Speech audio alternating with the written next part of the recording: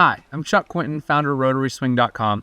Today we're going to talk about how to hit one of the funnest shots in golf, and that's hitting the low spinning checking chip shot or pitch shot rather than just kind of the basic stock chip shot, which we're going to talk about in a minute.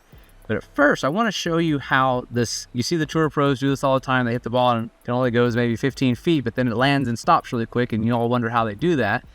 And I see amateurs trying to practice out all the time, playing the ball way off their back foot, and then chomping down on it and wondering why the ball doesn't have any spin on it and it launches off across the green. The trick is you got to learn how to use the bounce. The bounce of the wedge is this trailing edge that hangs beneath the leading edge of the club. And what the bounce does is allow you to get the club to work under the ball without the club digging into the grass, so you don't lay the sod over it. And as you're doing that, it allows you to increase the loft dynamically through the strike. Sounds kind of crazy, right? But it's what's happening. So as the ball is working, or the club, is working under the ball, the club face is opening and adding loft. Not opening, it's just adding loft here. So as I come through, what I'm doing here is I'm going to teach you how to practice this to get the club. You'll notice as I'm doing this, I'm just barely brushing the grass, but I'm allowing the club to release so that the bounce of the club is the only thing striking the turf. And the trick to doing this is getting your right arm to swing, kind of like a grandfather clock, like a pendulum, and allowing your right wrist to do the one thing you typically never want to do in your regular golf swing, and that is to release under the ball. Most amateurs are already really good at this. You don't want to do that with a normal golf shot, but when you're learning how to get the club to release under the ball, this is a good thing for a pitch shot because it's going to allow the club face, instead of striking the ball and launching it, it's going to allow the ball to slowly ride up the face, which is going to allow the club to slip under, increasing loft and spin while taking some of the speed out of the shot. That's how you hit a short shot with a lot of spin. So let's take a look at this.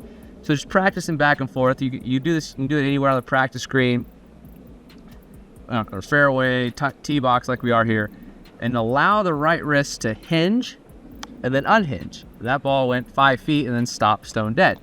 And that's all. I didn't have any speed on it. I'm just allowing the wrist to release under. And you'll see as I'm doing this, so I'll do it back at you.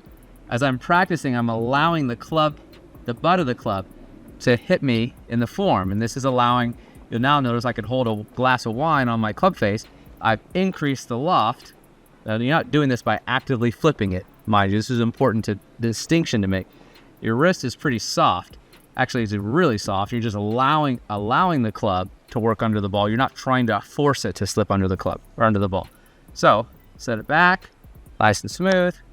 Again, the ball comes out really low because it's not launching off the face. It's essentially, as you strike the ball, instead of getting it to do this, it's kind of doing this and working up the face. So then as you get comfortable with it, now you're going to practice your right hand. You're going to put both hands back on it, but you're going to feel the same thing. It's just going to change a little bit as you put your left hand back on there. So same thing.